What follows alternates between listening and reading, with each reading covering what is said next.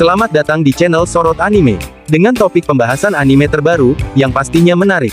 Tapi sebelum masuk ke pembahasan sebaiknya jangan lupa tekan tombol subscribe terlebih dahulu. Agar tidak ketinggalan update info terbaru. Terima kasih. Chapter terbaru dari manga One Piece memunculkan spekulasi besar di kalangan fans jika sosok Nefertari Lily adalah Kozuki Toki. Bukan hal aneh jika Eiichiro Oda sering merahasiakan beberapa karakter dalam ceritanya. Oda sengaja melakukan hal tersebut untuk kemudian terungkap dalam alur cerita yang akan datang. Contohnya adalah karakter Admiral Green Bull alias Ryokugyu. Saat ini, Oda Sensei merahasiakan sebuah karakter baru yang muncul di chapter 1084 kemarin, yaitu Nefertari Lily. Menurut penuturan Cobra, sosok Ratu Lily menghilang sejak 800 tahun yang lalu. Selain itu, tidak ada jejak sejarah yang tercatat tentang Nefertari Lily. Hal inilah yang kemudian memunculkan spekulasi di kalangan fans jika Lily kemungkinan adalah Kozuki Toki.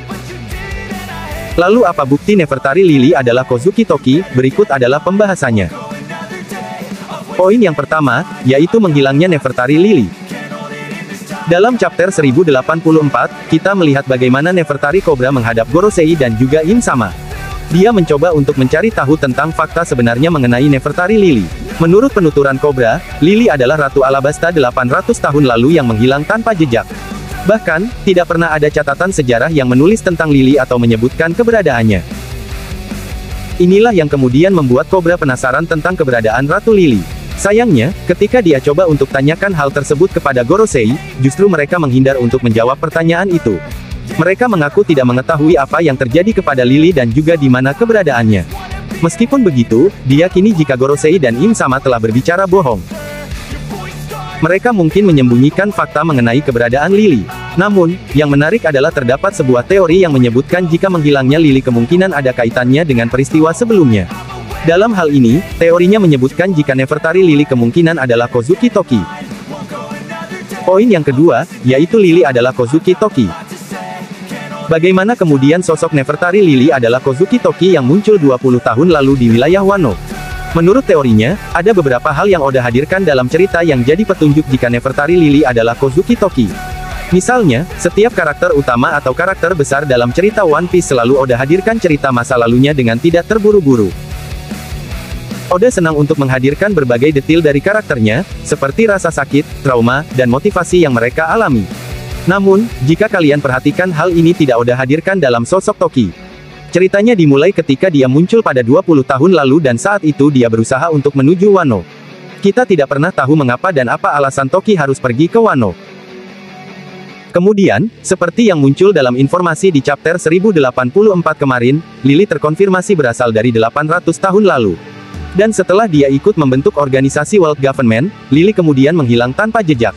Petunjuk selanjutnya adalah nama Toki sendiri mungkin bukan nama aslinya. Nama tersebut kemungkinan dia gunakan untuk menyembunyikan identitas aslinya yang tidak lain adalah Nefertari Lily seperti yang kita lihat di Arc Wano dalam cerita One Piece.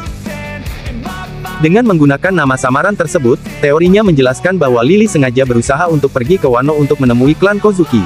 Klan Kozuki sendiri diketahui memiliki koneksi yang erat dengan klan Di. Sedangkan, Wano sendiri adalah wilayah yang tidak terikat atau bukan bagian dari wilayah kekuasaan World Government.